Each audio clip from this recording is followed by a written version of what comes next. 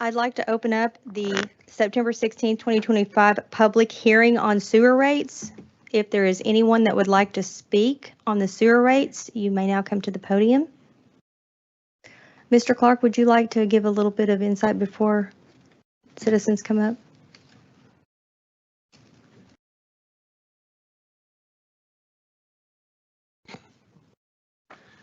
Let me move this back a little bit. As I mentioned to you, and we've been through this process before, you do have to advertise and hold a public hearing for an increase in sewer rates. You don't have to do that with water rates, but you do with sewer. So we did publish this in the newspaper, excuse me, and also sent it out in the water bills last month. So the increase that is proposed is about 18% across the board. But that breaks down to 10% residential, 20% commercial, and 25% on industrial. And if the council approves this later tonight, it will go into effect September 19th, which is the beginning of the next billing cycle. So the bills that are generated for usage from September 19th through October 20th that will be due on November 15th will include the new sewer rates. Okay, thank you. Is there any citizen that would like to get up and speak about this? Please come to the podium.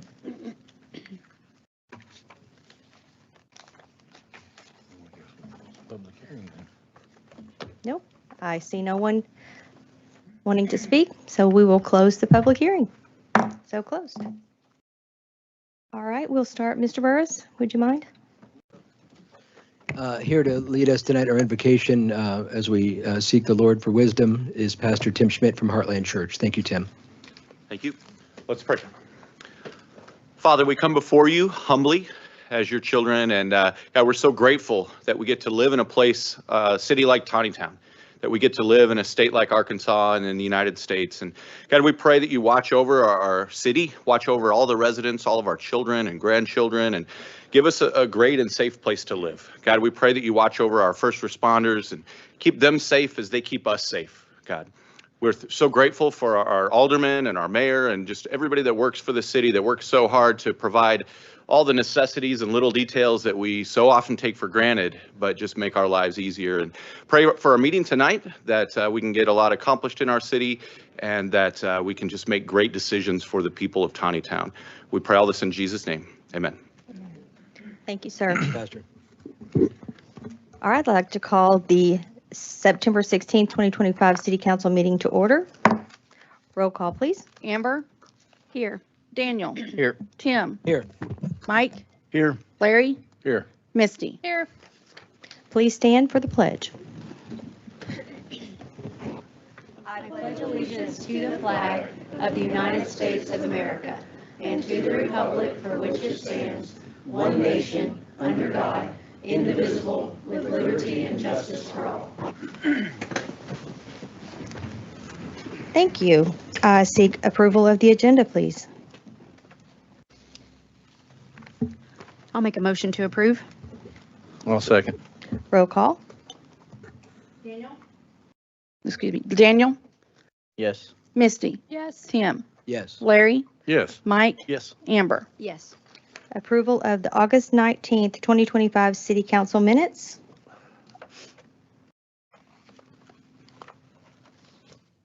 I I'll seek make a motion. I'll make a motion to approve. Second. Roll call. Misty? Yes. Mike? Yes. Daniel? Yes. Amber? Yes. Tim? Yes. Larry? Yes. I seek approval of the August 18th, 2025 Special City Council minutes. Make a motion to approve. I'll second that. Roll call. Mike? Yes. Tim? Yes. Larry? Yes. Amber? Yes. Daniel? Yes. Misty? Abstain.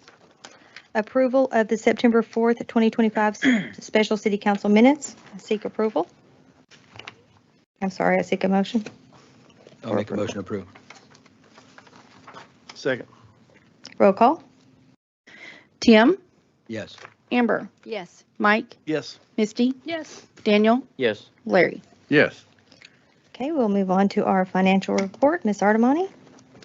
Okay, this is for August 2025. The city general income was $580,729.95. Expenses was $532,124.42. Left a positive operating income of $48,605.53. Water and sewer income was $547,579.45. Expenses was $612,505.42. Left a negative operating income of $64,925.97. Streets income was $109,986.24. Expenses $50,938.03, with a positive operating income of $59,048.21.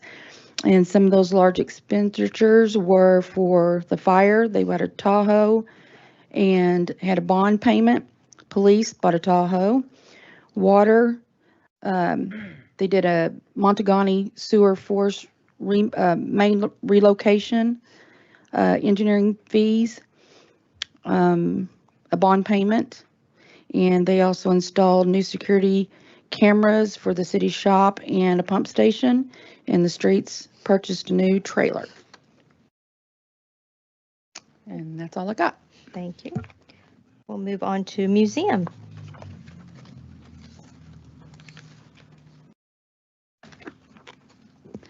The Board of Directors met on September 8th here in City Hall, and we had a meeting with Zach going over some of the future developments, so some exciting stuff to keep, on the horizon. So going over at the museum, we had Walker Elementary, Bethany, their GT teacher for Walker Elementary, she brought about 30 students with some parents, and they got to tour the museum on August 27th. They came in small groups, and then I was outside with our brand new audio box from our Discovery Box that Helen Tyson put together. And students listened to different stuff about food, and they were really excited. So they're actually going to be working on creating a new Discovery Box with us. So we're really excited to partner with this new school and just kind of get out in Springdale Public Schools with our history. The digitization project is still ongoing. We've actually been doing some webinars. Julie and I have been just talking. We're going to meet with a couple other museums to kind of go over how we can fine tune our cataloging, because the hope is that at the end of this year, it will go live. It will not be complete. Shiloh is currently, digitizing their massive collection, and it's an ongoing project, but we really wanted to kind of let our visitors, let our people kind of see into what we're doing every day, and, give us feedback. If they know someone in a photo, they can, give us some feedback on that. And then also just to see what we have that maybe they have that we don't. So it'll really help our collection become more encompassing of Tontitown history. We had 198 visitors for August. That included all the visitors for Great Festival. 30 of those were those Walker students. Comparison for 2024 is down there. Again, new exhibits for 2026. I am currently working through obituaries for our veterans of Tontitown. Again, this is my plea. I don't want to exclude anybody, so unless there's a record somewhere, unless they're buried out in the cemetery and I have seen their marker, because I did that for 2 days. I walked the cemetery, visited all of our citizens out there. If they are not out there, I do not know that they served. So please come to me, make sure I at least have a name, so that way I can include them. And let's see. Tontitown Palentismere. So we've got Palentismere coming up November 9th, 11 to 1. I hope to see everyone there. Again, this is a community event. We invite you to come and eat with us. We're going to do a little highlight, a sneak peek of the catalog. So we'll have some computers up there that people can actually poke around and see what we've got in so far.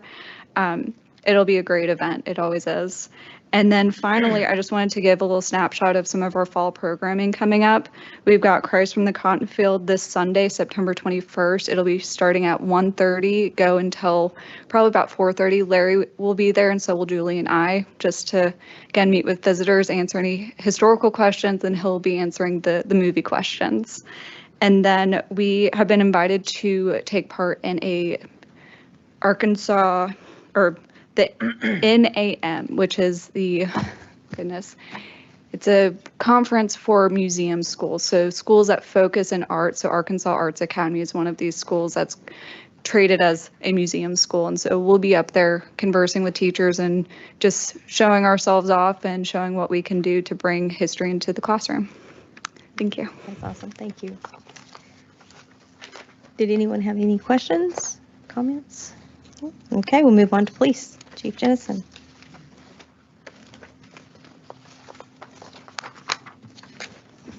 Just to clarify at the top, it says July. These are typo there. I didn't get it changed to August. These are August's numbers. Calls for service. We responded to 650, filed 25 accident reports, served 74 warrants, leaving us 1377 outstanding, a little over 1.6 million outstanding fine amounts, 3,353 training hours year to date. Issued a total of 131 citations, 4 speeding, 67 other traffic violations, 29 criminal citations, 31 for improper driving, 272 total warnings, 109 for speed, 163 for other traffic warnings. Any questions?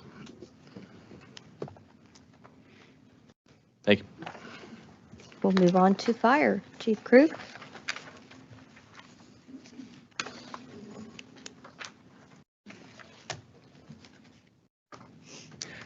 Evening. Our fire department report for August, we had a total of 86 calls, 51 EMS calls, 3 fires, 6 MVAs, 7 false alarms, 5 service calls, 9 alarms, 5 canceled en route. Total 442 calls for service. This time last year, we were at 367 calls. It's an increase of 75 calls to date. Average response time is 1 minute and 2 seconds. Average on-scene arrival time is 3 minutes and 2 seconds. Okay, thank you. Any questions? All right, moving on. Public Works. Mr. Clark.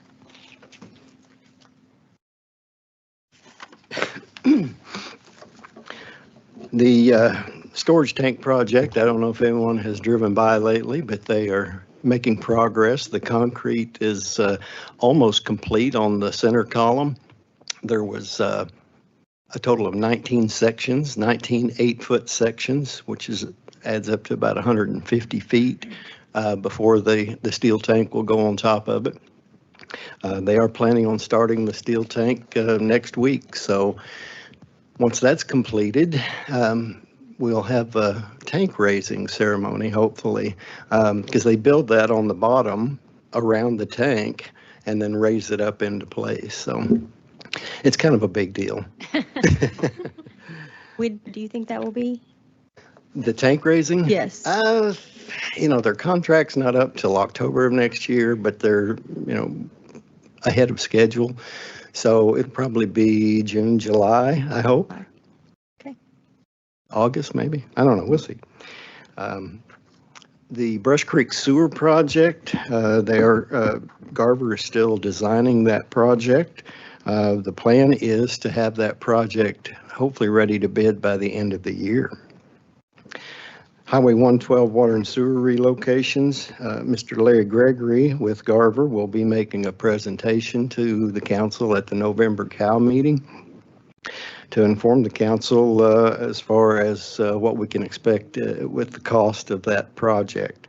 As with any highway project, there's some of the costs will be reimbursable by RDOT, and some of them will be the city's responsibility. And hopefully he's kind of got that lined out so we have a good idea of what to expect. Tontitown Water Service Area. Received notice just this last Friday, I think it was. We have a trial date with Washington Water, but it's not until August 17th of 2026. So I don't know if anything could change between now and then, but I would say it could. So we'll just have to stay tuned for more information on that.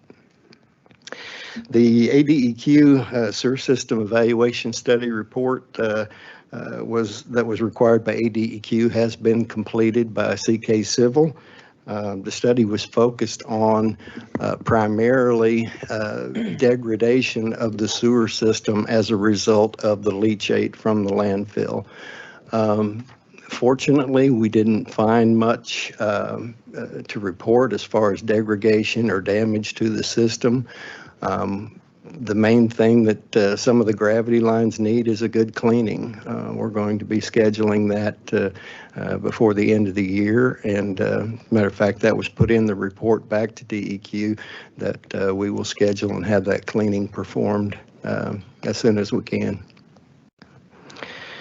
And then also to address some complaints on the South Penalto lift station, we are contracting, and I told you this a couple of months ago, that we were looking at some working with Carbon Chicken to fill our air scrubber with some of their product. It's called biochar.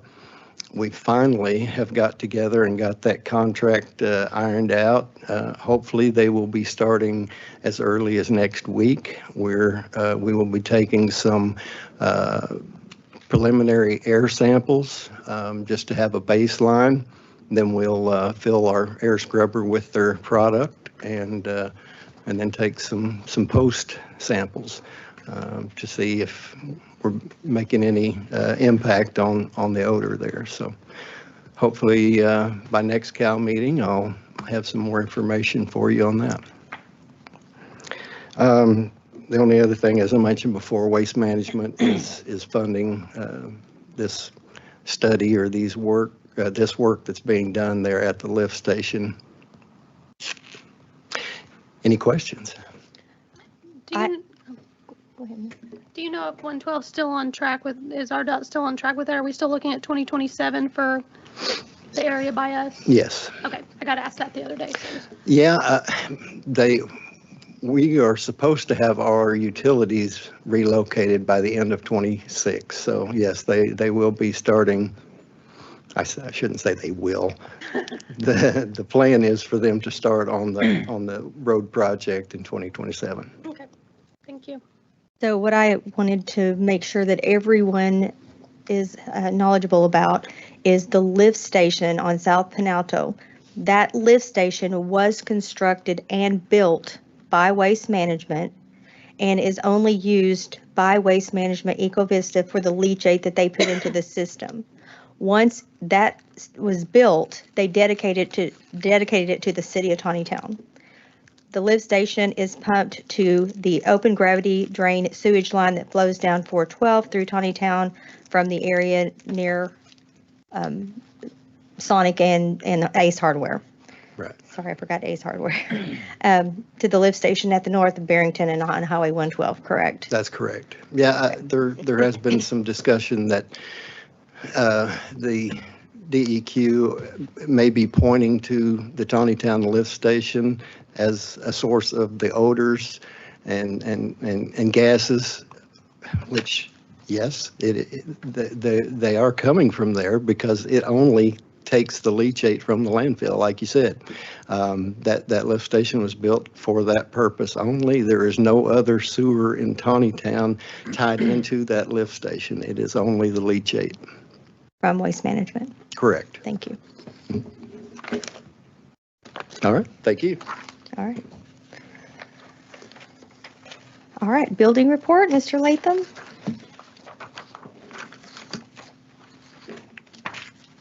I think we've got some good news on the horizon. If you can see what's happened on the residential front. Not only we had the highest valuation and fees collected so far this year for that month, so we do anticipate that will continue. We believe that the second phase of Bariloche, along with the first phase of Renly Ray, will probably be finalized within the next 30 days, so that'll be open up for future housing. Commercial continues to just on a steady rate, looking probably very similar to what happened last year, so still looking good. I wanted to hand out the 50-50 population projections. Northwest Arkansas Regional has been undertaking what they call a 2050 project, and they handed out this at the last meeting that they had with the regional planning. And of course, it's all based on really what our current, in my opinion, it's based on our current zoning and how they can calculate those numbers. The good news, Tim, I'm looking right at you. Yeah, I'm looking right at you too. Well, the good news is if you look Here, at Mark, I'm over Tontitown, here. the average annual growth rate is 2%. I saw that. There you go. Thank you. Okay. How do we keep it there? Just some information for you. I do think it'll probably be more than 13,000, but a few of us won't be around to see that. Some of you will. The other thing I wanted to mention about too is that we do have several other subdivisions that have been showing some interest here too, some smaller ones, not any large ones. So we'll see how that all progresses. Moving forward on the what we got planned for the Planning Commission coming up next Tuesday. Really only one action is the variance request. That's at 1218 Tallulah Street. I believe this is for a setback on a swimming pool. It's not anything really big, so we'll see how that goes. The commission is still working on their 412 overlay. They have the setbacks on all that kind of stuff. Now it's actually putting the design standards in, which again talks about the facades and things like that. So that's going to take some work to complete that before it comes to council. There has been some discussions about taking a look at the setbacks on the landfill, which, as you know, has got a separate zoning to it. And I don't know if that's going to go anywhere with the commission or not, but I wanted you to be aware of that. The other thing is there's been some also discussions of placing some property within the city, which there is a zoning called R3L, which is a larger lot. And they'll be discussing that, determine whether they want to move forward on that. And that's stuff that would actually come to the council if acted upon. They continue work on the master street plan. That's a process. We're getting some assistance through Northwest Arkansas Regional on how to process all that. So look forward to bringing that to you all here probably in the next 60 days or so. On the street stormwater, 412 in Barrington. I handed out I know it's not great or anything. You want a bigger picture. Brad's got one in his office. I have one in my office. This has actually been signed off both by the Pan Prucking, which has a big impact, especially where as you can see where the trail comes through.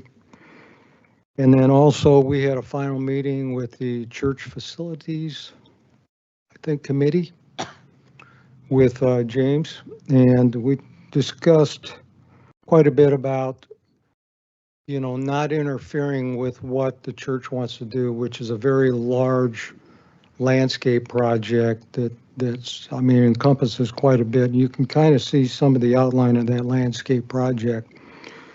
So I think what we've identified is, you can see in the blue marks, we've identified a couple areas to actually relocate that water line and get it out of really kind of a major player here. And the church has agreed in looking at that, so we'll finalize that with them. The other thing I wanted to mention too is it gives an opportunity for the church to move forward if they want to start this fall on their project. Their big sign that they have that was kind of arched between 412 and Barrington will be incorporated actually within the rock wall that comes out of the tunnel. So whatever rock wall height that is, we will add some additional rock for them in order to be able to have their sign up there that originally was in their landscaping. So I believe we've got everything down, everybody signed off on it. So that's the direction we're going to go regarding the actual design. Questions on that? Okay. Moving on, Fletcher Avenue. I don't know if you've been out there, but you need to go out there. The contractor's really moving very quickly on that first phase. Zach and I are working to obtain the final right-of-way needed for the second phase, and we really would like to get that out for bid on sometime this fall, so we can incorporate that and get that project done. And so next school year, they won't have to come out to 412. The Manigatti, September 29th is the scheduled date for them to start. We've had a little struggle with the gas company, but finally they do have a starting date. And I will tell you, we are currently considering closing Manigatti during, like 8 to 4, because there's a lot of traffic. You guys know, if you live out there, there's a lot of cut through traffic that goes through, and they all kind of wind around there, and so we'll make sure that you all know if we are going to close it. We'll make sure everybody knows about it. We want to make sure it's open for the church on Wednesday night, whatever they want, but I think it's going to be safer for everybody. South Penalto stormwater improvements. Zach opened up bids last week, right? Monday, I think it was. Yeah. I believe we got a really good contract that'll be presented to you at the next CAL. You can look forward to that. The Artemani Sidewalk TAP grant, the committee met, selected an engineer. All that information was sent to RDOT. So we're waiting for RDOT to approve that so we can get a contract with the engineer and move forward. The Clink traffic light, it's moving slowly. I believe as soon as APEC gets done with their concrete work and whatever they need to do, then the signals will be the last thing that'll go up. I wanted to mention, because I think I mentioned last time, or at least I did in the report I gave to you on Friday, was the cost to actually do the asbestos inspection on 581 South Barrington, which was $2,200. The good news is we got a letter today indicating from the company that we can move forward on demoing that. We will not have to be any kind of remediation on that, which is typically a large cost. I don't know if you've ever gone through that, but it can be expensive. So we're looking probably at October 1st. I believe it's like 10 days they have to give notice on it. So we'll give you an update on that as things progress. I did find out that our FEMA grant today has not been, it's just been kind of sitting in a file with FEMA, which means they haven't taken any action on it. That means they haven't denied us, but they haven't approved it. And I think a lot of this has to do with this new budget coming about, allocating those funds. I didn't have on my grant thing, but I do want to tell you that we will be submitting a grant probably sometime in January for a hazardous mitigation grant. As you know, I want to keep moving on our drainage projects that we committed to do. Spinoto is the next one in line, which will be required to completely replace that old culvert that, as you know, is not adequate at all. Floods down there pretty bad. So that will be our next project that we will do. Other projects, we're moving forward on the 2026 budget. We're getting information now from all the directors, and so sometime the end of the month, the mayor and I and Pat will meet with everybody, and we'll hammer them down to make sure we follow within the guidelines that we submitted to y'all. We did have 4 bidders on the City Hall roof replacement, and I will bring those bids to you at the next COW. Community building, I don't think we're going to hear anything regarding our grant until probably November is what I'm hearing. I will tell you that the Parks Committee has been doing a fantastic job. I know Amber sits on that. She knows what I'm talking about. We've got a good group. They're very active. They really embrace the Halloween in the park, and we've moving forward on that project. And we look forward for the kids on October 31st. And remember, council, you have a booth that you're responsible for. Okay. There's been a committee that's been working actually probably the last 2 years on annexation. We've looked at all different kinds of ways. One of the reasons for the proposed annexation would be to kind of secure that property out there where we believe is going to be the biggest commercial development and where you're going to get most of your tax dollars in the next 10 to 30 years. So we need to figure out where that is and how we're going to embrace that. So at the next COW meeting, we will bring you a presentation on what we are looking at doing, okay? And so I wanted you to be aware of that. The other thing I want you to be aware of, and I know I'm long-winded, but Mayor and I have been working with Jerry Henshaw's actually grandkid. His last name's after me. He might be related, I don't know, Eli. But they have a desire, they have 25 acres that they would like to be able to put in some kind of conservation area whereby it could be into a park where you would have trails. You know, as part of that's in a land trust right now that has bird sanctuary in it, but it even becomes bigger. And so they are looking at making a presentation to the council sometime either in October or November. Just kind of their vision, what they would like to do, and kind of embrace the city with this, because this is in the city limits. So look forward to that, something you all can consider. That's all I have, unless anybody has any questions. I do. That last piece about Mr. Henshaw. So I know there's the bird sanctuary there now. About how many acres is that bird I sanctuary? have no idea. But the 25 acres would encompass that? Yes, Okay. that's in a land trust. It would be the Henshaw where the pond is, where the bull is, around the pond and around some of the area outside of that. They're talking with us now about doing that. I'm super excited about it. Mr. Eli Latham is Don Henshaw Latham's son. I don't know who that is. I'm sorry.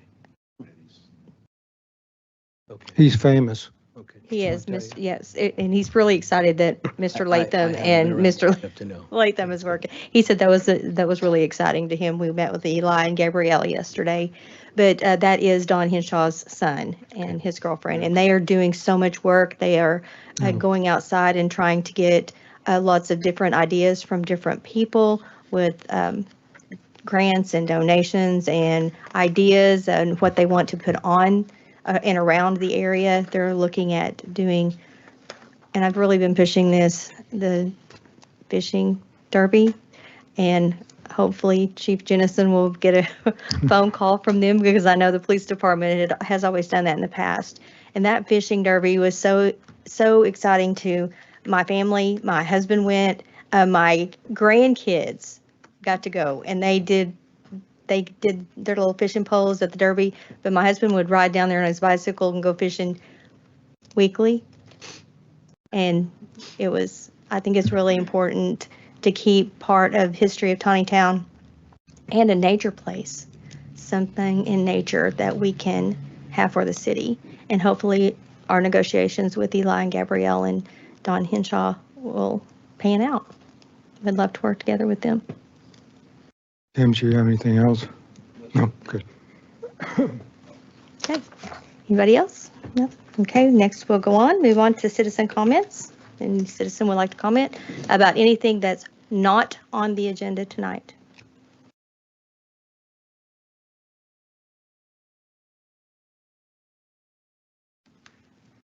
Name and address, please, sir. Good evening, Dennis Boyer, 1969 Dow. I just wanted to share something with you that is both a pet peeve of mine, but also suggest it with a recommendation. Every Sunday when we go to church, as my wife knows, we drive down Clink, and I look at that, in my opinion, horrid fence along Clink. I don't remember what the subdivision is. Anyway, it's on the left. Anyway, they have this fence along there, and I think the subdivision is only 1 or 2 years old. The fence doesn't look good now. It's also starting to bend, and basically it's a fence, wooden fence, separating a subdivision from a main part of town, which would be Clank. You know, it's blocking off a subdivision. I would just like to suggest in the future that when you improve subdivisions, think of them as maybe, okay, you're here, you're going to house people, but what are you going to add to the community? Over the years, I learned the hard way in hiring employees. Don't just look at what they can do for the job description, but what can you bring into the district that give us something we don't have experience you've had that we haven't had. In other words, how can you enhance our school system in my case? But in this case, if a subdivision comes in, how can you enhance the look of our town? If those fences keep going up, you know, over the years, this one's already leaning, who's going to take care of them? They're going to be ugly. It's going to create blight.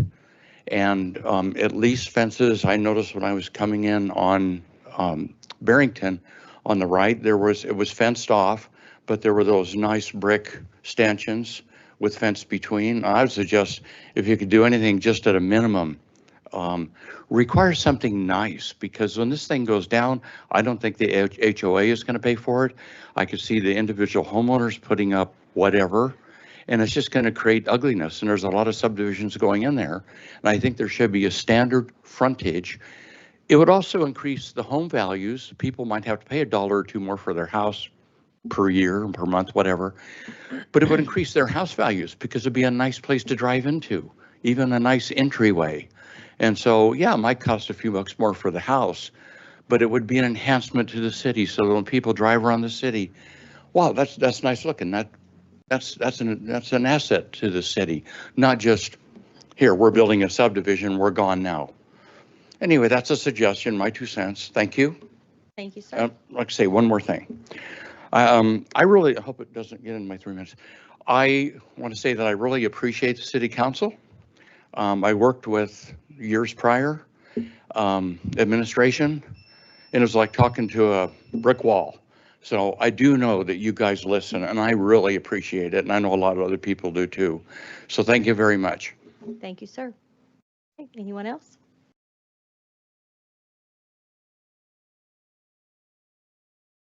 Name and address, please. Pardon. Tammy Graham, 1984, South Penalto Road. I want to segue into the stench that's coming out of the lift station. I never really appreciated how bad it is until I started walking late of an evening. And it's like sticking your head in a jug of ammonia. And I encourage all of you to go down there when the sun sets and there's no wind. It is horrid. And this morning I could smell it up to my house. If you drive, and I leave to work at 6:30 every morning, between Miss Timmons and the Chamleys, you can start smelling it in there. So something is leaking there as well. And it is, I don't know how, Miss Brown. Ms. Graham, can you give me the address on that? I don't have the address, but it's between Timmons, right behind me, Rebecca Timmons, and the Chamleys as you go around the corner. To the south? Like he's heading toward to Arbor Acres. But you got to smell it at night and early of a morning. Moving on. After leaving here, the meeting last, I had an opportunity to download the city audit, state audit findings. And the more I read them, the more appalled I was. Mr. Burris, I believe that you asked, was anyone making any effort to locate the money or the equipment? I plead with you, find the money, find the equipment. These are my tax dollars. They are these people's tax dollars. And it is all of your responsibility to exercise some fiduciary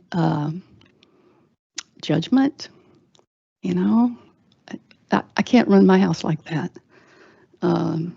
There's that. Luann Jennison was fired by our mayor, and she was rehired by city council. There was an investigation by a contracted HR firm headed by Steve Percival, cost over $5,200. I believe city council, we have asked you to hear what the findings were, and then go from there. But you do have that obligation, you have that responsibility to the citizens, and I believe to Ms. Jennison as well. It was, I've experienced something like that myself, and you don't get over it. Not if you're a good hard worker, you don't get over it. There's that, state audit findings, code violations.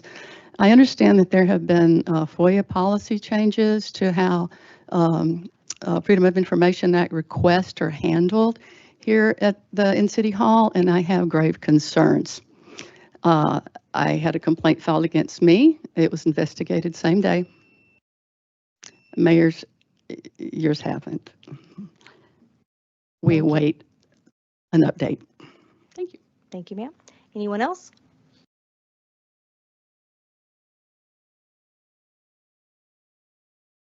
Thanks again for your concern. Oh, Tim Schmidt, 873 Javella Road. Thanks again for your concern and hard work for our wonderful city. I don't get involved in politics, but I do get involved in community. I attended the recent court hearing regarding EcoVista permitting and was disappointed in the court's ruling. It seemed the judge had already made up his mind before the hearing began, but I'm grateful for Mayor Russell's attention in this matter. I do want to offer a few suggestions. In the previous city council meeting, concerns were raised regarding Clink Road in regards to traffic and weight limits. I live on Javello and have been run off the road numerous times by dump trucks delivering gravel for the 612 construction project. I reached out to the city. Mr. Burris and others were very attentive and helped me get some resolution on those issues. Maniganí and Javello roads, however, are both damaged by the dump truck traffic. It sounds like maybe Maniganí's getting some repairs done. But in regard to the current situation on Clink Road, if the city proceeds in having the road tested for load limits, I think signs should be posted on what those limits are. Any trucks that exceed those limits should not be allowed to use Clink Road to access EcoVista. If this means that there is no viable access to EcoVista for large trucks, then so be it. That's an EcoVista problem at that point. Any trucks found violating weight limits should be fined. Repeat violators should face increased fines, and if offenders continue to violate our weight limits, jail time should not be off the table. Tontitown may not be able to prevent politicians, judges, and corporations from passing their permits, but we can control our roads. I assure you, if any regular citizen or business was destroying our public property repeatedly, they would be held to account. In addition to this, I would like to know how many fines and penalties are being assessed to EcoVista for their repeated illegal burning. According to the Tontitown Outdoor Bird Code, as enacted in 2014, it is illegal to have an outdoor burn without a permit, illegal to burn trash, and illegal to have a fire in windy conditions. Not to mention, EcoVista is violating nearly every other condition for outdoor burns. I suppose they would argue these are accidental, but imagine any other citizen or business that continued to have accidental illegal burns on their property. I can assure you we would be held to account. It's time for Tontitown to hold EcoVista to account. EcoVista and ADQ are endangering the lives of Tontitown citizens. They do not care about us, and they do not fight fair. It is time to fight fire with fire. We may not be able to control ADQ's permit decision, but we can control our roads and fires. There's more than one way to skin a cat. And lastly, in the meeting, in the hearing, it was mentioned that EcoVista pays $100,000 every 16 years for road maintenance. To me, that's an absolute joke for the wear and tear that they put on our roads. $100,000 over 16 years is maybe going to fix a few potholes. Thank you.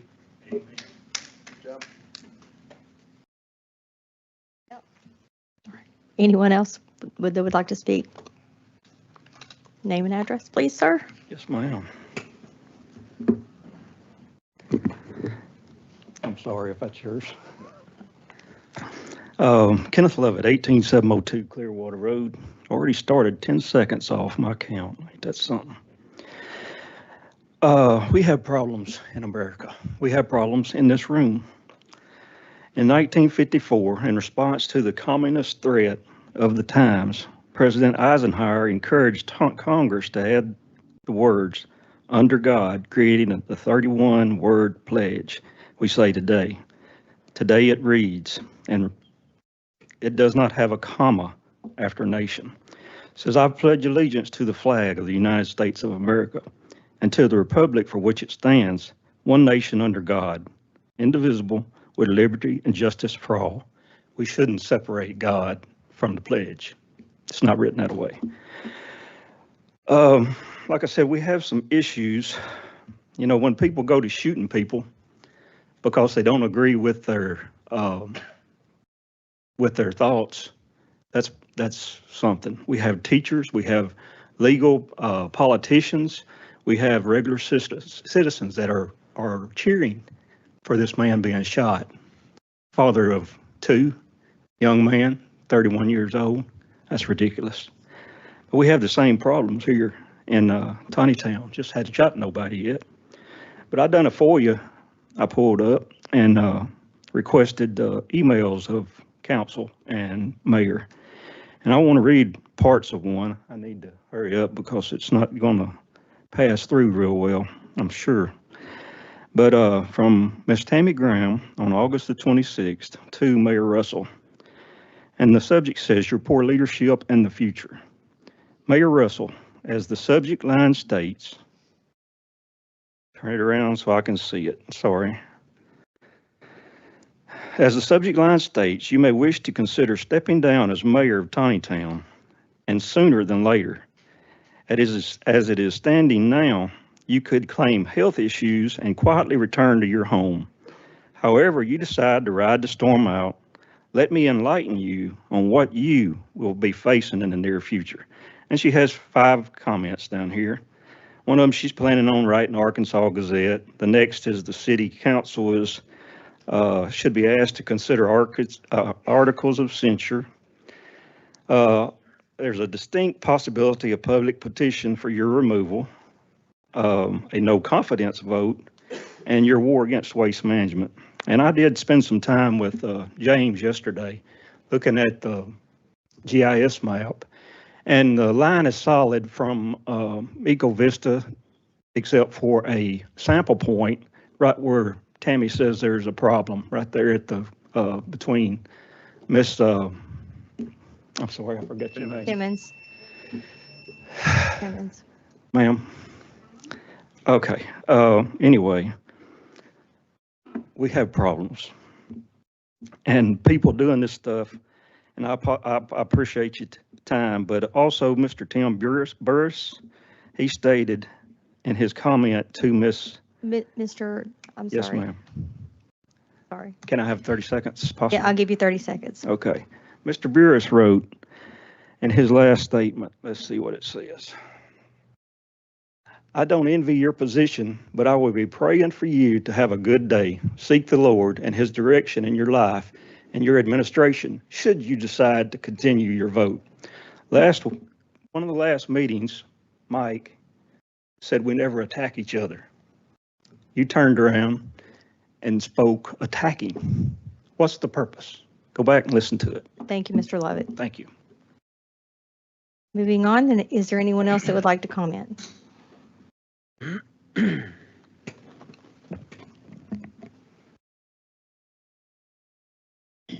You can pull it down. My name is Darlene Humphreys. I live at 690 Via Sangro Road. You were talking about the odors and everything, and I didn't hear anything mentioned about the odor at Barrington and 112 at the water station. We've lived here 7 years, and I had never smelled it until this summer. And there's times we're driving by now that the odor is really bad. And I called the city and was told that they're working on it. But I just want to make sure the mayor and city council knows that something's wrong if it's right by the water station. Thank you. Yes, ma'am, thank you. Okay, anyone else? Anybody online? Oh, Ms. Timmons. Name and address, please, ma'am. Rebecca Timmons, 2024 South Penalto. Tammy's right about the smell on South Penalto from my place down around the corner to Shamley's. It hasn't been there. And there must be a leak somewhere. And that line runs from the dump along the fence line down at the bottom of the hill. They put that line there and then back around. And there's a leak because I've never had that kind of a smell. And it is mostly at night. So I hope somebody will check it out. I did see them a couple weeks ago.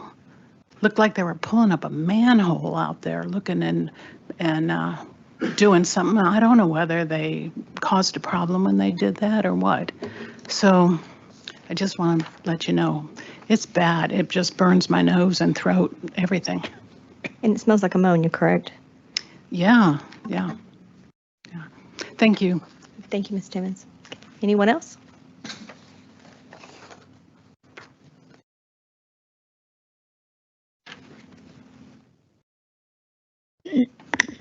Luann Jennison, city employee. I'd like to take a moment to say please. thank you. Your address, Sorry. please. Address, please. Would you like my personal or work? Mr. Eichmann. I believe people provide their personal address when they come up. 604 Terry Drive, Siloam Springs. I would just like to take a moment to say thank you to the businesses that stepped up to support this year's Family Fun Day. Because of your generosity, we were able to host an event that brought families, friends, and neighbors together to enjoy a wonderful day here in Tontitown. A special thank you goes to Central States, CK Civil Engineers, Guido's Pizza, P&K Equipment, Staggering P Quarter Horses, Taldo Tiles, Tontitown Winery, Tontitown Z-Mart. Each of you played a part in making the day possible, and your support means so much to our community.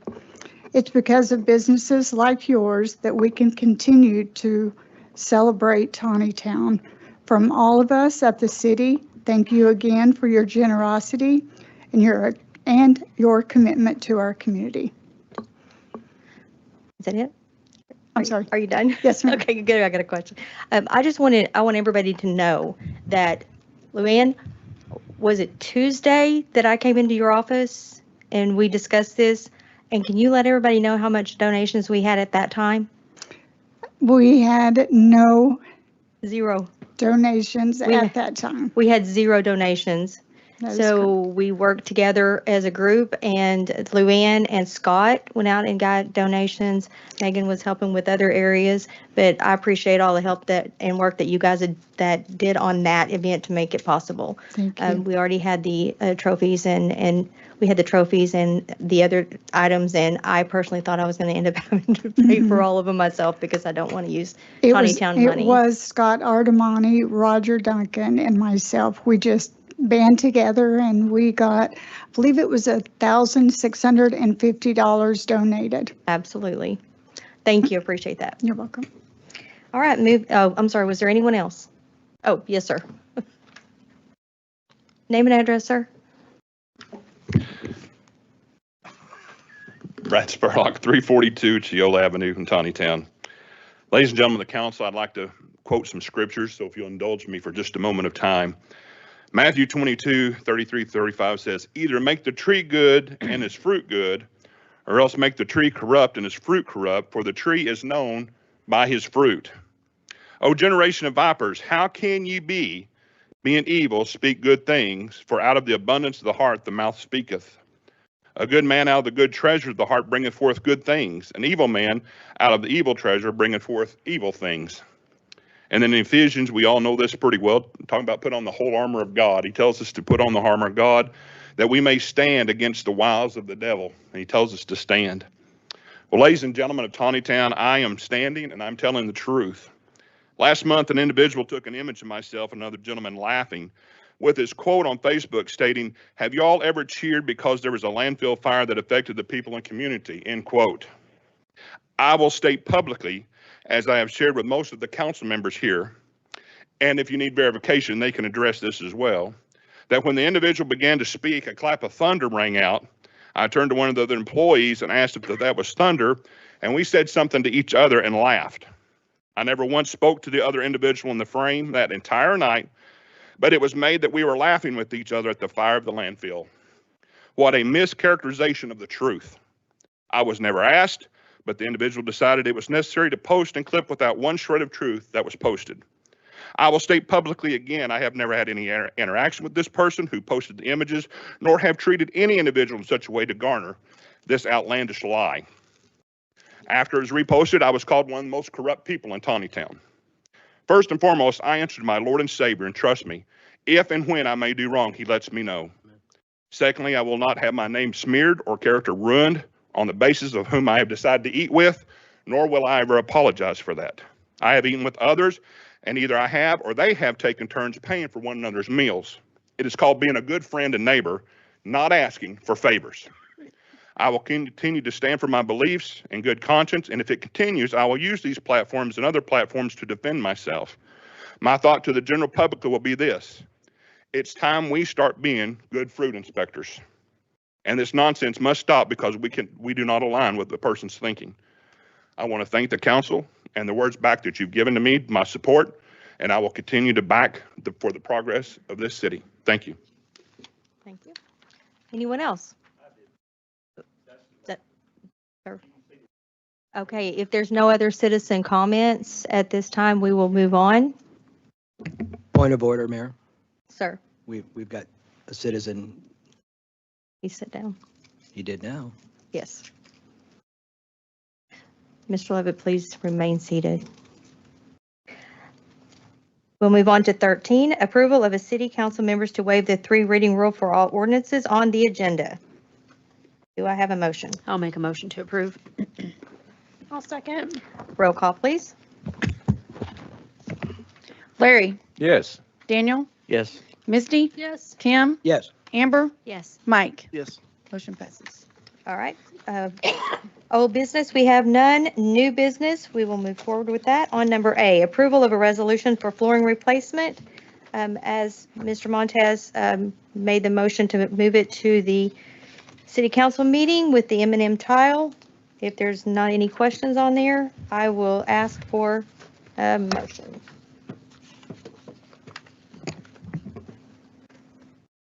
Motion to approve? I'll second. Roll call, please. I'm sorry. We usually make comments after the motion. May we Oh. still make comments? That's true, yes. If there's any citizen that would like to make a comment, you may come forward at this time. Seeing none? May I? Yes. Okay.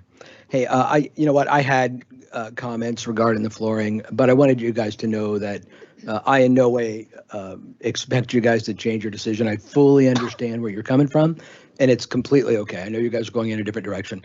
But I do want to share a comment with my no vote in hopes that it might help somebody here in Tontitown who might be dealing with mold, who might have some misinformation. I never wanted my family to become mold experts. As many of you know, we have become that. And the reasons for my no vote stem not from that, but from my desire to make sure that we protect city staff. First, people think that mold only affects those who are sensitive to mold, and that is a myth. The fact is, mold is a carcinogen. It's slowly growing cancer in people who are exposed, though some people fight it off better than other people do. Mold toxins lower immune system function, not just for sensitive people, but for everybody. Secondly, people think that since mold is everywhere, especially here in Arkansas, that it's not worth avoiding or trying to avoid. That's also a myth. The truth is that the health consequences of mold are based on the amount of time that you have exposure. So walking into a moldy Walmart or a moldy church doesn't have the same impact on your health as working 40 hours a week in a moldy building with mold in the floor and in the walls. Third, people think that since mold has already been spread throughout the city due to improper remediation, that it may not be worth avoiding something which cultivates mold growth. That's also a myth. Mold spores in carpet can't ever be fully removed, but they can be removed from wipeable surfaces. Fourth, some people think mold-resistant fabrics and chemicals on carpets will help reduce mold growth. Unfortunately, that's also a myth. We can see in laboratories and elsewhere mold growth on mold-resistant paint and mold-resistant carpets. We even find that chemicals added to these carpets and walls can further irritate spores and cause them to release higher levels of mycotoxins, which actually causes worse damage to people. Fifth, some people think the cost difference isn't worth it, but a $4,000 cost difference from the carpet to upgrade to something like a vinyl laminate, especially considering how this city spends money, doesn't ring true to me. I certainly don't mean any offense, but as the financial audit pointed out and was mentioned earlier, we lost over $40,000 to one man, Mr. Lloyd, for IT services and equipment that we never received. We learned 2 weeks ago tonight that we haven't made any attempts to recoup that money. The mayor also spent just under 40 grand on the sign that's right in front of this building and another one down the way at the water building. It's fine to have buildings, but we've got $40,000 in signs that the council said we didn't want or need.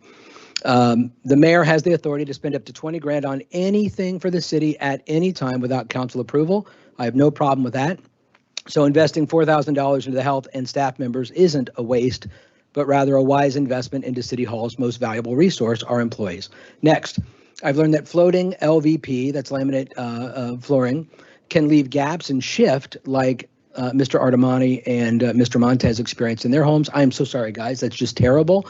And it shouldn't have happened to my friends, my colleagues, my fellow council members. But that doesn't happen when you glue down LVP. Sound echoing was another raised concern, but we speak one at a time. We're all on microphones.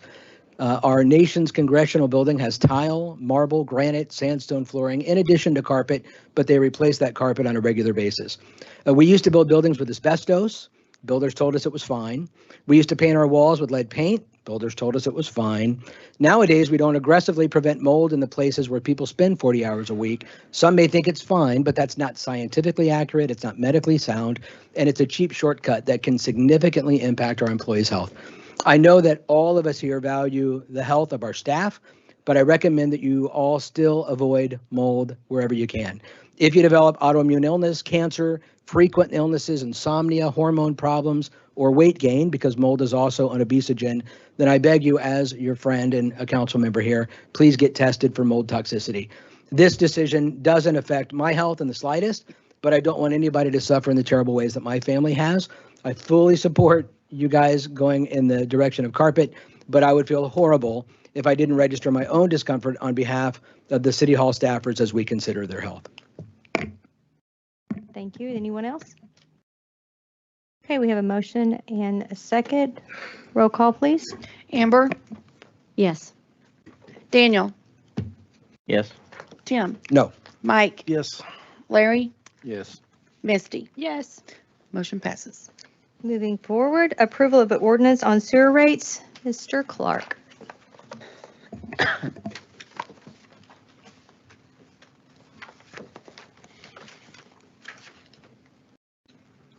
I think we had pretty good discussion at the Cal meeting over this. If there's any questions, I'll certainly try to answer. I know that the council was kind of divided at the Cal meeting as far as whether to go with the recommended rate increase or to make it even more than what we had presented. So any questions? Let me ask citizens first. Is there any citizens that has any comment on this? If you do, please come to the podium. Seeing none, council?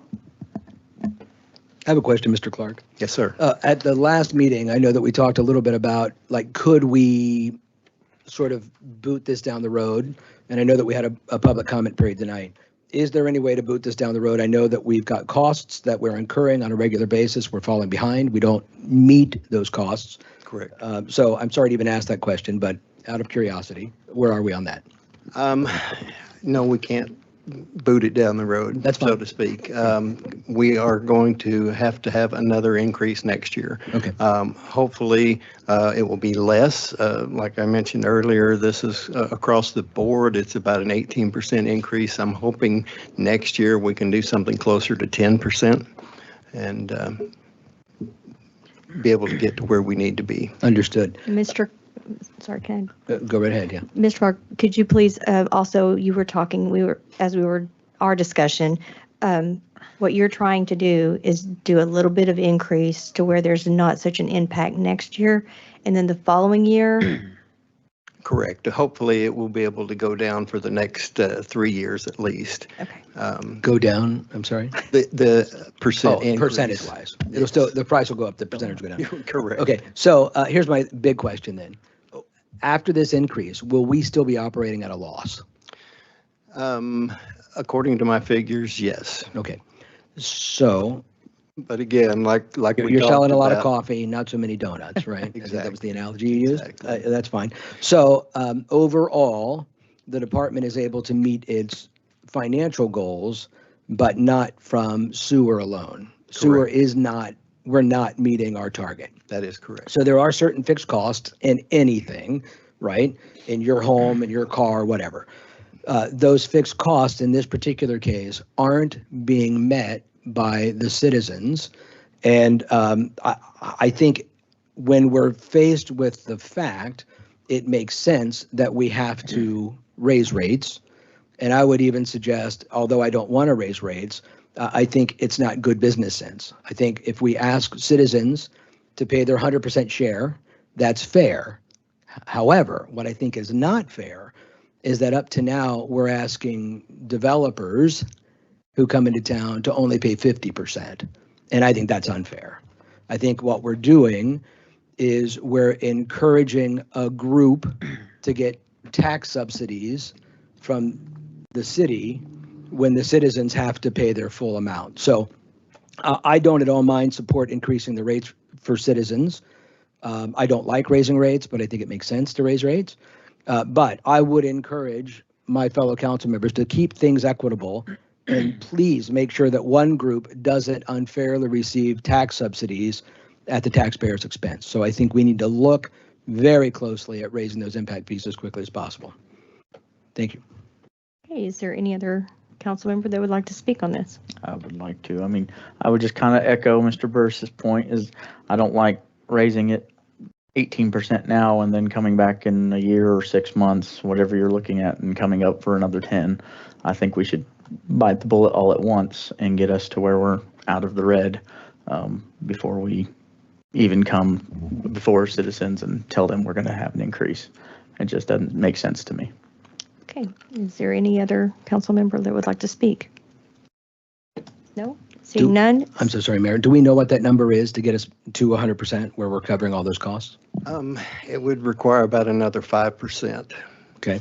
And I understand that you want to get this dealt with because Friday is the new start date, right? Sure. 3%. Yeah, I know it's not popular, but it doesn't make sense for us to be losing even 5%.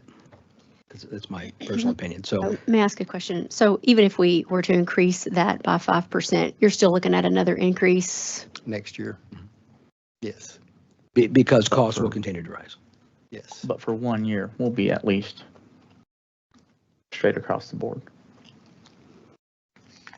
Well, I'd like to make a motion that we do increase it by that additional 5% across the board. We might need to take a little break to do the math on that. But I would like to make that motion. I think we can change this. But we can't change it at this Because of, point. okay, so what do we do? Correct. That's Justin? correct. Yes, you'd have All to, essentially, if you wanted to do that, you would probably table this tonight. Probably we need to have some type of meeting where you came up with what those figures are going to be, and then we'd have to re-advertise the public hearing. That makes sense, makes perfect sense. I thought we said earlier we could not do that. You can, you'd have to republish the public hearing notice, and you'd have to have a new public hearing next month. Okay. With the new rates. Understood. So a month from now, we would have a new public hearing with new rates. That puts us in a weird spot. Well, and like I said before, we're also utilizing the Waterworth model. And basically, the 15% roughly this year and 10% next year puts us in that, above or in the black. So Waterworth says we're in the black if we do this. If we do 15 this year and 10 next Okay, year. well, that's what I want to know. If we're in the black with this, I'm totally fine with this. We won't be completely there with just this increase, but with this and next year's. So we're still going to be in the red for another year or part of a year? Yes. Is there any way to change that increase somewhere between now and a year from now to account for that difference? Sure. I mean, we can raise rates again in January if we wanted to. Obviously not a popular decision anywhere. Sure. But again, costs are what costs are, and we like water, right? All right, I have a motion on the table. Do I have a second? I'm sorry, Mr. Bishop. I'm going to withdraw that motion. Oh, you would, My motion was to do a thing that he just said I cannot do. right. Technically, not. That is great. I think, Tim, if you wanted to do what you're wanting to do, it would be like a motion to table or something like that, or no vote for tonight. Okay. Mr. Wishkoyak, I apologize. Did you have a? No, ma'am. I was just going to say, I think Mr. Eggman's got to read the ordinance for us before we vote. That's correct. That's, yes. But Well, we don't even we don't have a even motion have a motion yet. yet. Oh, So you don't have a, oh, okay, No. I'm sorry. I make a motion that we approve this. Second it. Okay, Mr. Agnew, would you please read that for us? City of Tontitown, Washington County, Arkansas, an ordinance to amend section 52.115B, establishment of sewer rates of the Tontitown Municipal Code in order to provide new sewer rates, declaring an emergency and for other purposes. We had a first and a second. Roll call. Okay, this is a motion to approve as presented. Yes, Right. presented. Okay. Daniel, no. Misty, Yes. Tim, Yes. Larry, Yes. Mike, Yes. Amber. Yes. Emergency clause. Make a motion to accept the emergency clause. I'll second that motion. Roll call. Okay, who seconded? Mike did. Okay. Daniel, No. Misty, Yes. Tim, Yes. Larry, Yes. Mike, Yes. Amber. Yes. Motion passes on both. Okay, we'll move on. Number C, approval of a resolution 2025 street improvements bid award. Mr. Latham?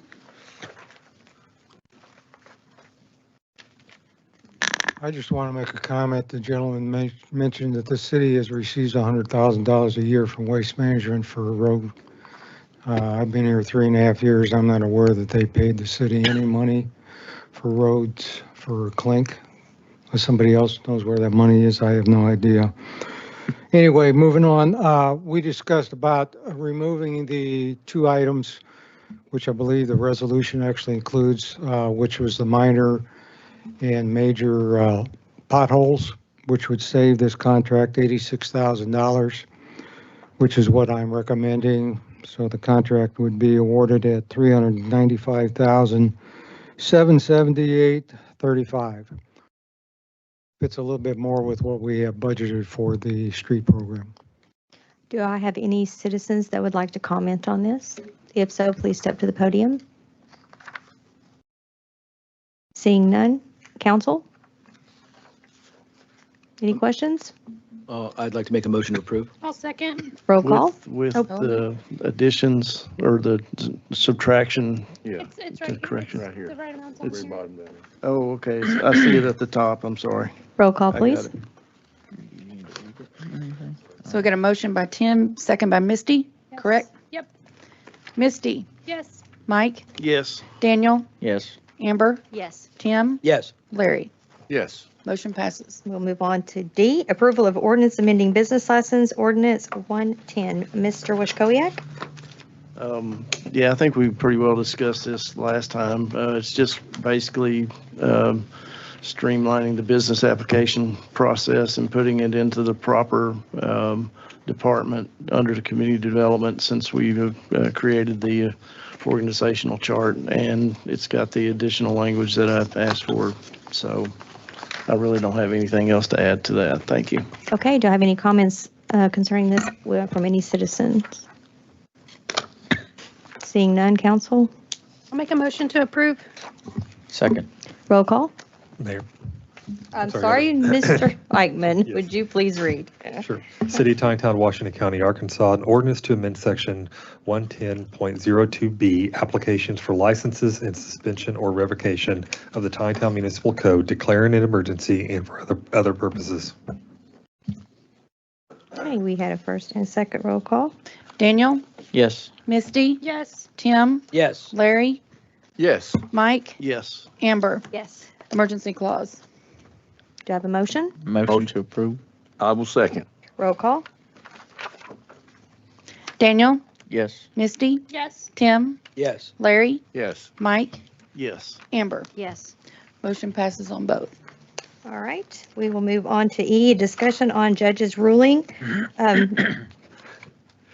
Are we going to go ahead and We can, yes. I Okay. went up, I emailed the mayor and the administrative assistant about this topic I really just wanted to, kind of a summation of what Judge Threed had ruled in the court. I looked on Court Connect, hoping there would be more meat to the order than was in there, and I didn't see anything.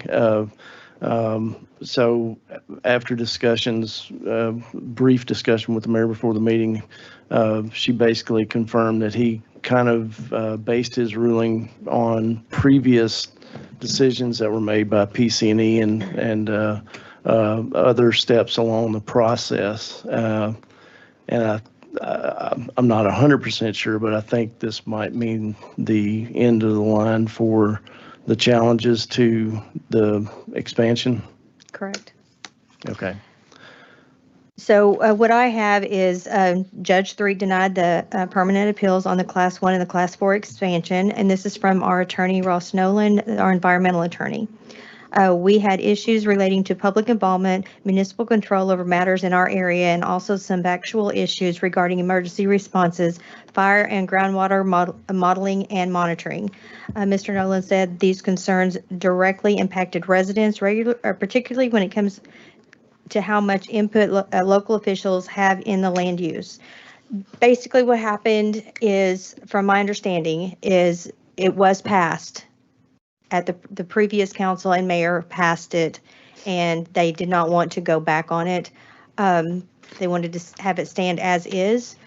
Mr. Latham, would you like to speak on this? Because I know that you and I spoke about it and you had some very knowledgeable words.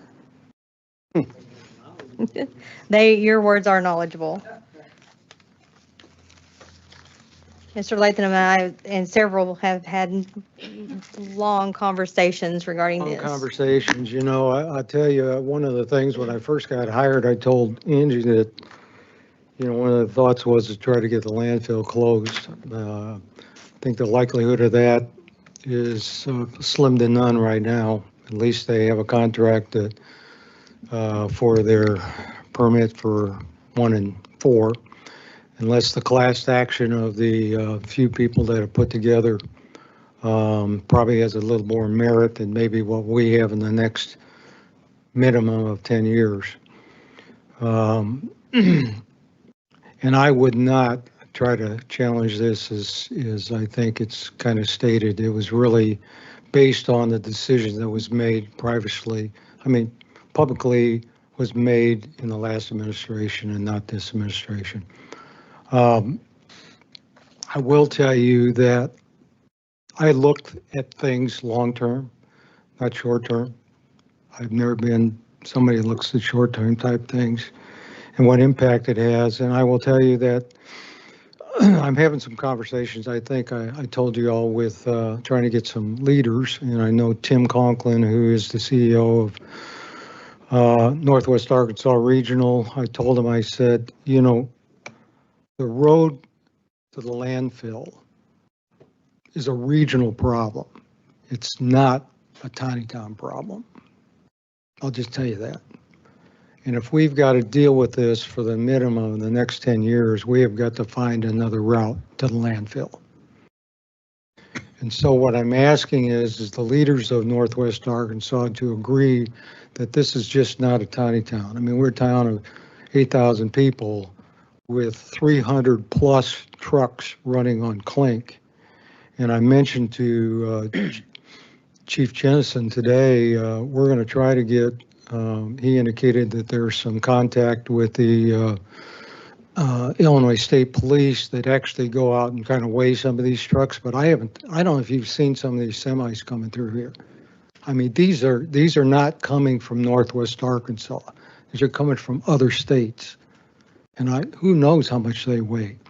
So they will actually stop some of these trucks and start weighing them and find out what's going on, because Clink Road is not built, and we will be doing some testing on it, as you know, in some areas, and find out what kind of it is. But Waste Management, as far as I know, hasn't given the city, since I've been here, any money, including the traffic light, which cost the city over $400,000 of $1 million. They have paid the host fees, but nothing outside of that. No. So unless I get some other direction from you all, I will continue to look at other options, because you have to. We cannot have, it's 300 trucks now, and another 5 years, it's going to be 400 trucks, and it's going to be keep adding. As you can see, why the population, you're talking about Springdale being the largest town by 2050 at almost 160,000 people. They'll outskirt Fayetteville. So, yeah. I received an email today from Central EMS and for the renewing of our contract, and they go by population. I'll be sending that to council and getting it next month. But one of the estimations is they had over 9,000 for Tontitown. So that's what they're going to be billing us for. So over 9,000 people. That's how much trash we're going to be also getting. Yeah. Anybody have any questions or anything? I need to ask citizens if there's any citizen that would like to comment on this. I also would like the council to think about and let me know what direction we want to go from here, because we're going to have to do something, and I'm going to need direction from you guys for your thoughts, what you're going to agree to, and so forth. But we'll go to citizen. Is there any citizen comment? Yeah, Tim Schmidt, 873 Javello. I just wanted to respond on the comment I made earlier at that hearing that we were at, and I could be mistaken, but at one point, because I wrote it down, it was mentioned that EcoVista pays $100,000 every 16 years for road maintenance. So I don't know who said that in that meeting. I should have written that down as well. I don't know if there's a transcript of that, but that was mentioned at that hearing by someone. So I apologize, I don't have more details on that. But if you've never seen it, then I don't know where it is. Mr. Artemani? It's in the Cayman. Ms. Baskin was on the council at the time. They gave us like $250,000, $450,000, excuse me, to redo Clint's at the time. But as far as a yearly thing, you are correct. Go ahead, Ms. Baskin. Come on up here. So they gave us Penny Baskin, 1539 South Pianalta Road. They gave us $250,000 to the best of my memory, but then there was also a contract that they were supposed to pay $400,000 over a 16-year period or a certain period. I've got the paperwork on that somewhere. It was approved and passed prior to the expansion approval going in front of the Planning Commission. You are correct, and we do have that, and we do have that contract. They just haven't paid. I believe that happened on October 6th of 2020. I believe you're right. Mr. Washkowiak? That was Matt. Yes, sir. That contract is null and void. That contract was signed by the acting mayor, of which was never approved by this council. Just want to tell you that. That makes my point moot. Case. Is there anyone else? Any other citizen that would like to comment on this subject? Oh, now we got, okay.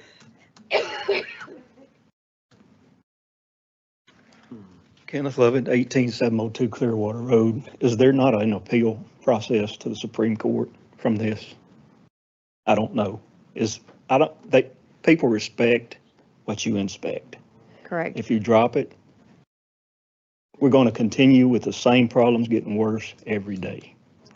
I'm actually meeting with the environmental attorney tomorrow, and I will find out where we can go from here, or if it just needs to. It's not in our imagination. These vapors aren't. And they want to blame it on Tontitown sewer. They're the only one using it. It don't make good sense to me to just lay down and forget it. Thank y'all. Ms. Nina, would you like to come up here? That's my question, is where do we go in the future? Something's happened here, most recent, the last couple of years. There's times when I can't even be in my home, and I've been there 40 some odd years. I don't know what to do, where to go. If I file a complaint, it falls back to Tontitown, and I feel like I'm disrupting you guys. But the vapors are there, and no one comes at night to check those. Even when they were here doing that air testing, if you called after 7 o'clock, you were out of luck. Nobody came. And I've kind of learned how to deal with them. But when the air settles, so do those vapors. And we need help. We need to be heard. I know we haven't got anywhere with ADEQ. Have we had anything back from our governor as far as citizen help? That's my plea. We do something. And the traffic for the landfill is getting heavier and heavier all the time. Every one of our streets are getting worn. Is there a way to pick up and go forward and make them pay their share? Because it's overwhelming to our little city. We have enough to keep up with our roads now. We thought this contract was in place. They just haven't been paying their share. How can we make them pay our share? Thank you for all your service. Thank you, Ms. Nina. Okay, anyone else? I see someone coming.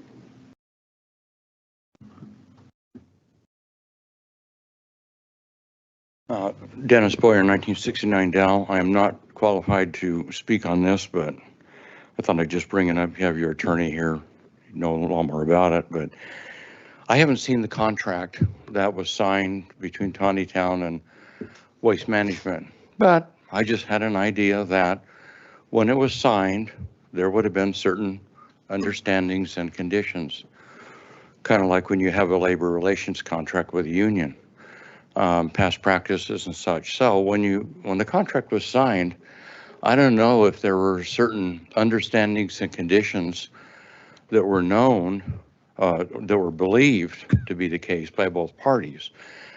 If Waste Management has fundamentally changed its operations in a way that it is not characteristic of what was understood to be the case for their operations when the contract was signed, I would think that could be argued to be negotiating in bad faith and breach of contract.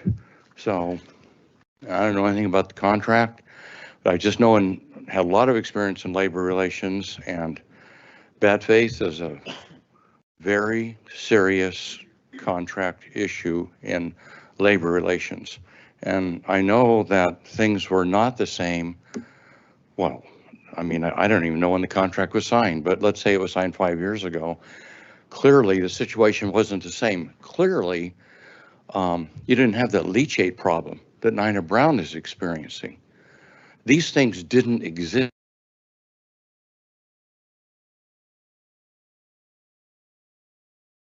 That would have been taken for granted. And if Waste Management knew or should have known that these things should have known could be a big deal, should have known that these things could change, or Tontitown had the right to understand that they were signing an agreement with things the way they were when this agreement was signed, and nothing was going to be fundamentally changed, like bringing in trucks from Missouri, Oklahoma, and every other place on earth. If they've started to exceed things or not part of the standard practices in place at the time, to me, that would be bad faith bargaining. That's about just a suggestion. I don't know. Thank you, Mr. Boyer. Anyone else that would like to speak on this subject? Now listen to this. Tammy Graham, 1984 South Penalta Road. Chat GPT, long-term effects, chronic, from chronic exposure, ammonia, respiratory damage, chronic bronchitis, reactive airway disease, or long-lasting lung sensitivity. Eye damage, repeated irritation may cause conjunctivitis or corneal damage. Skin sensitivity, prolonged contact may lead to dermatitis. And then it goes on and talks about severe high concentration exposure. She didn't share this, and forgive me if I'm talking out of turn. It's so bad some nights she gets up and leaves in the middle of the night. She can't breathe. She's a better citizen here than I am, and she deserves to be looked after. I invite Channel 5 News to come down there when this is over and stand on that bridge and breathe. I invite every one of you to come down there. Please listen to Miss Brown. If you ain't gonna listen to me, that's fine. She's a fine woman.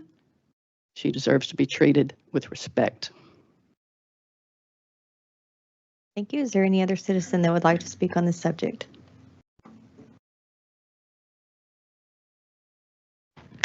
Darlene Humphreys, 690 Via Singer Road. As you're considering what to do and going forward, I don't know what has been done so far with working with the legislator, but it seems to me that there needs to be some legislation put in place that's requiring waste management to use scrubbers, to do things. When places like Fort Smith landfill, I've heard, does not have an odor problem. They do their own landfill. So there is technology that, can be used, but it needs to be put in place to force them to use it. And it just seems like that we need to be looking at also the legislator just to try to get them to do something for Tontitown. Thank you. Any other citizen that would like to speak on this subject? Line. Council? Does anyone have any comments On this subject? on this subject? I mean, I will tell you that Mr. Clark has been working with Carbon Chicken, and we're hoping to get something done with the neutralization of the odors down there. We've had, as he stated a while ago, the inspections and working with whomever we can to try to get these odors taken care of. I'm at a loss. I will try anything anyone suggests on getting rid of the odors. And I know it's affecting the citizens. I've stated it in court. But we have to get somebody to listen to us. Council? you have had Ms. Lundstrom and Mr. Unger working with you. Absolutely. So we have had state. Representative Robin Lundstrom and Representative Steve Unger are both working with us and trying to help in any way that they can. They try to get things passed through legislature this time. Some of the things did not pass that they were trying to get done. It just has to be remodified and sent back in, from what I understand. But they are working with us. I know Mr. Unger is working very heavily, and Ms. Lundstrom, with Solemn Springs. They've been trying to get that promoted. If there's some way that we can get some other way to dispose of trash done, we need to move forward with that and help with that. And I mean, I don't know what else we can do, but I will try as long as I have counsel behind me. I know you've tried your hardest, and I definitely appreciate those efforts. Yes, Ms. Brown? Another question. Have we negotiated with Waste Management to do any kind of filtering before they release that leachate out into the pipes to come to the lift station? Has there been any legal negotiations? I There know. haven't been any legal negotiations. I will tell you why the ammonia is so high, okay? Okay. 16 years ago, when they decided to take the leachate, okay, the city at that time had an opportunity to require them to do what they call pre-treatment. It's the first industry I know of in Northwest Arkansas that doesn't require pre-treatment.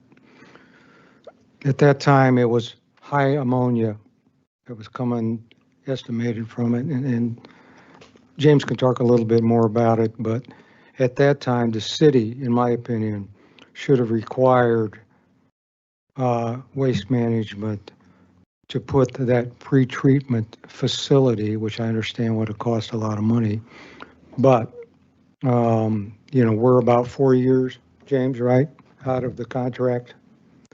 4 years, they need to put some type of a pre-treatment. We can identify what those things are, but that's what you're smelling. You're smelling a very high, and I think Tammy mentioned that, it's a very high ammonia content. That's what's coming out of that leachate. That's what's giving you your headaches, nausea, all that kind of stuff. It's high ammonia, I can tell you.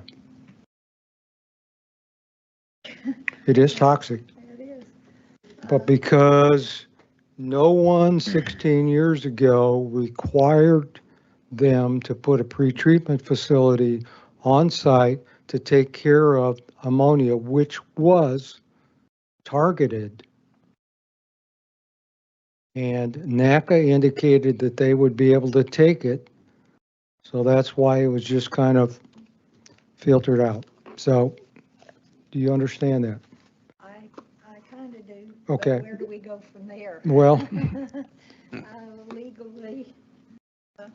I don't know if there's anything legally. I guess we can kind of take a look at it, but it's a discharge permit that basically EPA, I mean, NACA has to require, you know, they're required, I think it's every 5 years to reapply for a permit. And there's very specific things within that discharge permit that are limits, like oil and grease and BOD and all kinds of things. And ammonia is one of them. Phosphorus is another one. So that plant's got to be able to treat all that in order to be able to release to the rivers. So. Well, I guess there's more coming out. Well, sure it is. There's more garbage in there than was 10 years ago. You know that, right? Yeah. Something's got to give. Well, you know, I mean, I don't know if there's something we can do. I'll look into it. But, you know, to kind of describe what's going on, I think, you know, Mayor and I were in a meeting when the ADQ and, you know, the lawmakers, there was, I believe Robin was there and Steve was on the phone, and then the two senators representatives from Siloam Springs were there, and you know what they were basically doing was telling you how they were going to conduct the testing that they did. And the young man that represents Siloam Springs, who's his name's Tyler Dees, probably one of the smartest young men that you'll ever meet. I hope he runs for governor. I'm telling you. But you had to see, I mean, the ADQ director sitting right there. Here's his question. What happens if they exceed that air permit? And the ADQ director was sitting back in his chair like this, and he said, "I'm not sure." Does that not tell you something? That was the greatest question I've ever heard from somebody. And we heard it all this time. Well, it's a bureaucratic mess. I don't know what to tell you. State government, especially in that area, is nothing bureaucracy. They don't care about the local little guy. But that's why we're here. And I will see what we might be able to do. I don't know. You're doing a wonderful job. Well, I don't know what we might be able to do, but ammonia is definitely too high for what's in that lift station. And that's what you're smelling, and it is toxic. Did you know? Just take a little ammonia. It'll wipe you out. Okay, Bring the patient around with that, yeah. is there any other citizen that would like to speak? Penny Baskin, 1539 South Pianalto. So I live north of Nina, and sometimes it is so bad that you can smell it in my house and in my yard. And that's just too much down in that valley for her to have to be dealing with, and the others that are down. I have an email that I received today, and I would like to read that. It is on this subject. Hello, Mayor Russell. I live at the Legacy Estate subdivision near the landfill. Mine is a Fayetteville address, but I hope my comments can be considered. Most of the time, I do not smell or am I bothered by the landfill. However, if there is a fog or a lot of cloud coverage, the smell is horrendous. And concerning as it does not smell like trash, I'm not sure how to describe it, but it's not a trash smell. More like a chemical or a rank smell. Sometimes in the mornings, whenever I take my dog out, I have to cover my nose. I'm also concerned about our water supply. Thanks for all you do, Rhonda Sasnick. I just wanted to read that. I told her that I would make sure that her comment was included. Council, is there anyone that wants to say anything? On this subject, or are we moving to? We're moving council on. Comments. Okay. All right, we're going to move on to comments from Alderman. Could I ask a question before we move on to that? Yes, ma'am. Me and Pat need some clarification on your meeting pay. It says in code that you get paid per cow. You guys had 2 in a week, and you got a special meeting on top of that. There's nowhere it says you can waive any fees. So, Justin? So they need to be paid accordingly unless they want to put in a clause or something that they have the right to waive anything? Because that's, I mean, it's written. So what's your thoughts?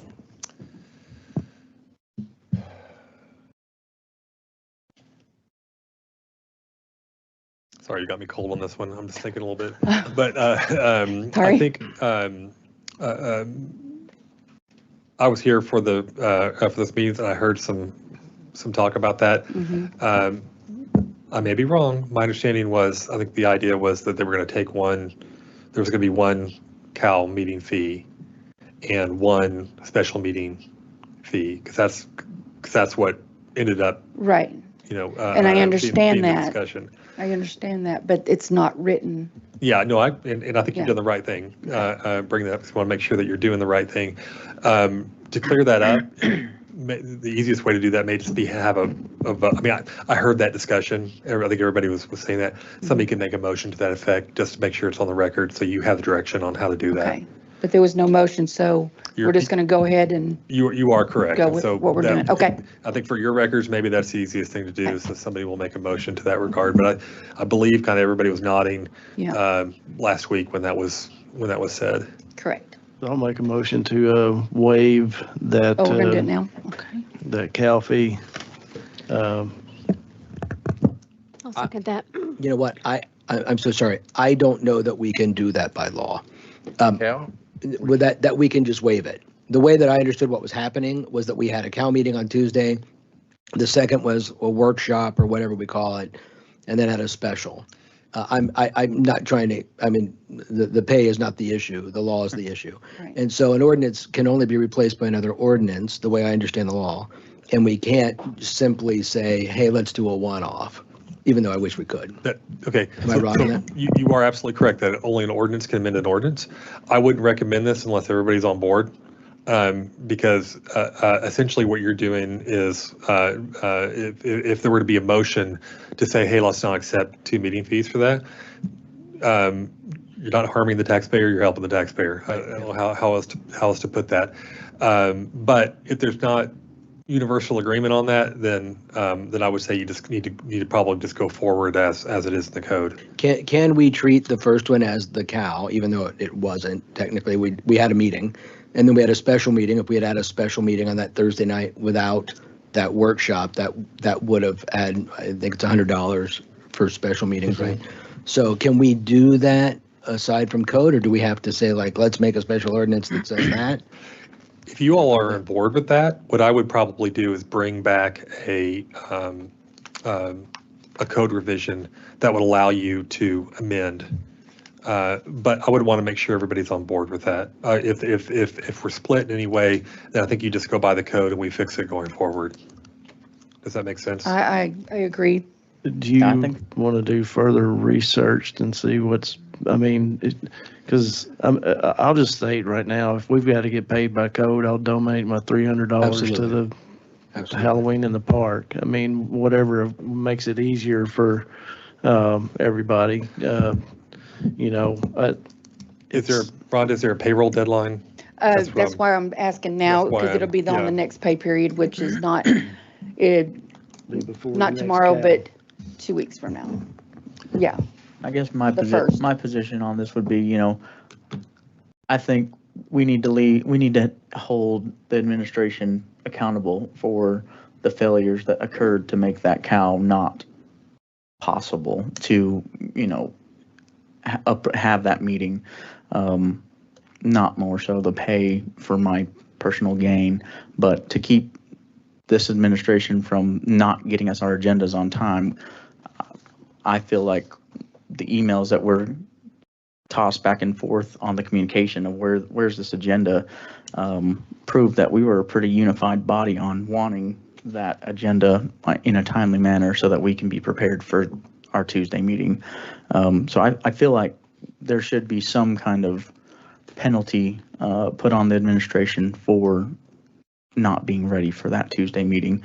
And I think we ought to follow our code that we have written as such. But, like Mr. Washkowiak had referenced, I applaud his speech on donating that to Halloween in the Park or some kind of other city event. But I think that we should hold the city administration accountable for Rhonda, based on the fact that there is going to be we're just going probably to different periods, go as I written. would pay by code, yes. Yes. Okay, that's what we're going to do. Thank you. I have a question on that. If we do donate it, is there somewhere we can publicly notate that so citizens know that we didn't want to be paid for that and we donated it back to the city? Absolutely. I can bring it to the next COW or the next city council meeting and give it to you in front of the public. I can absolutely do that.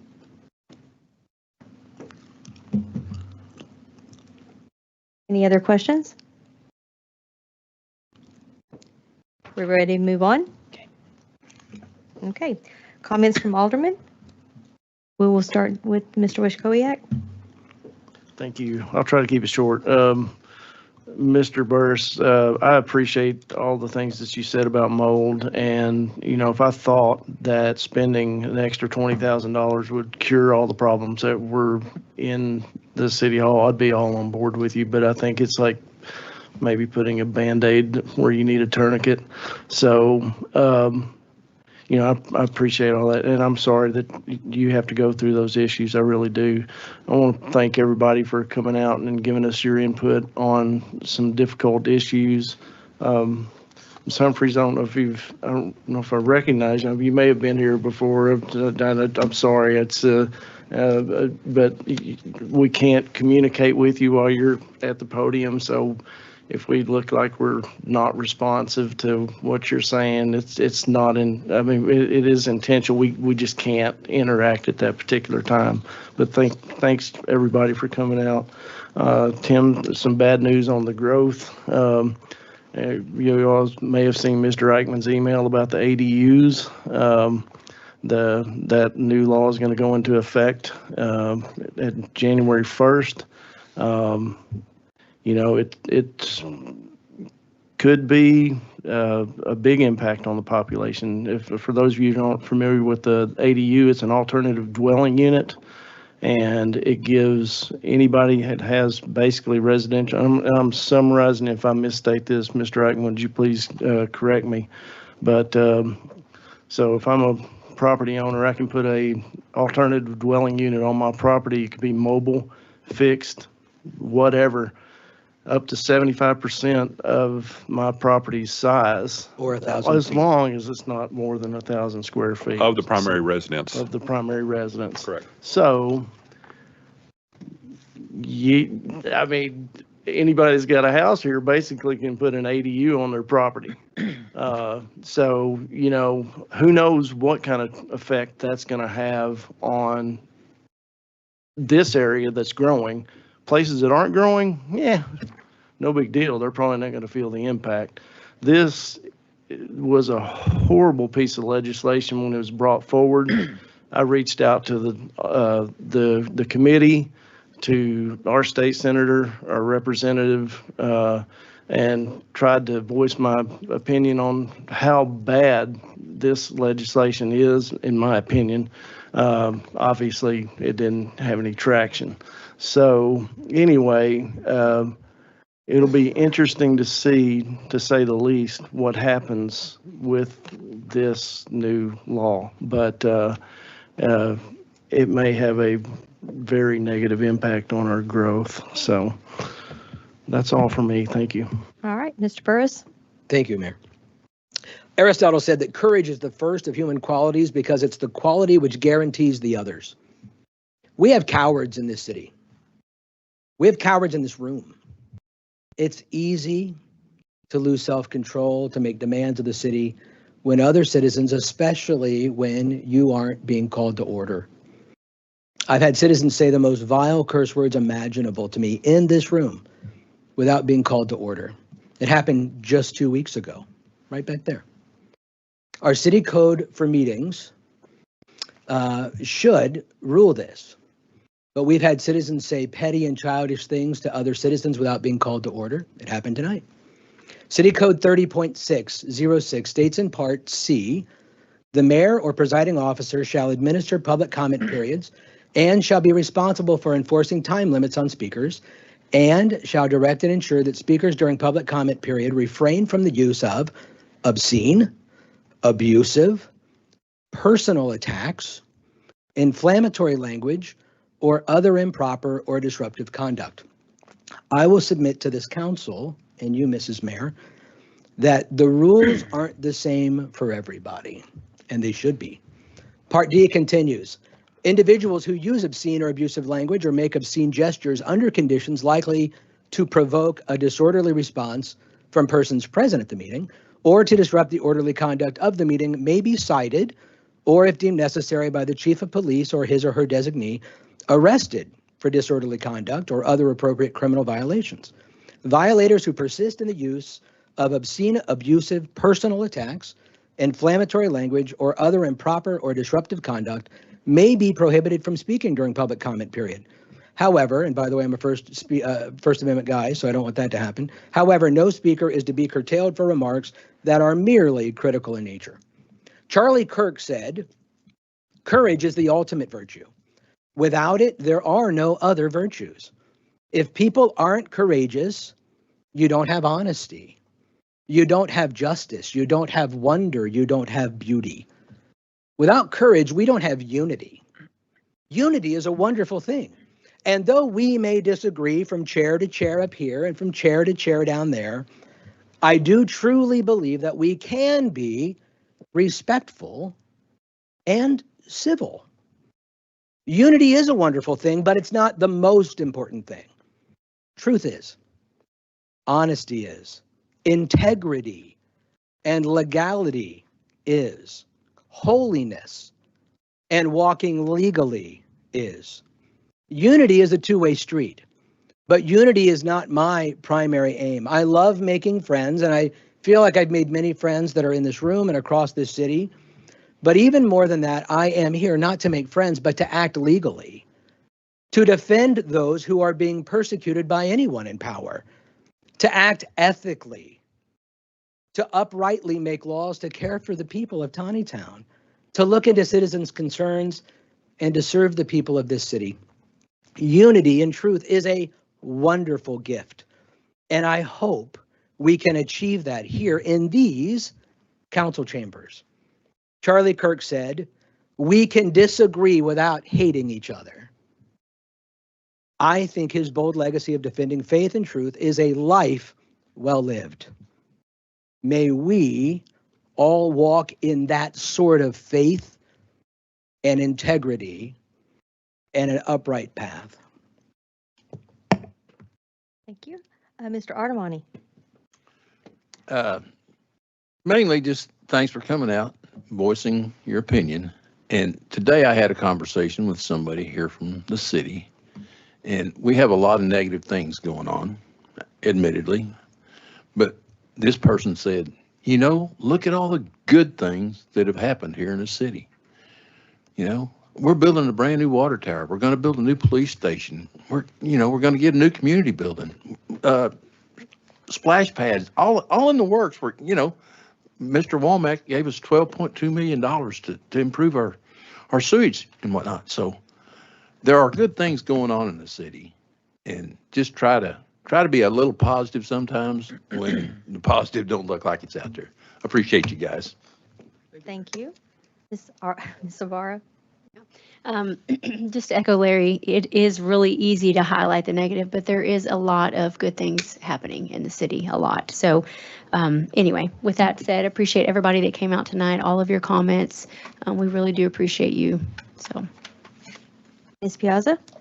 Thank you, everyone, for coming out tonight. We had a lot of citizens come forward and talk, and we greatly appreciate it. We can't,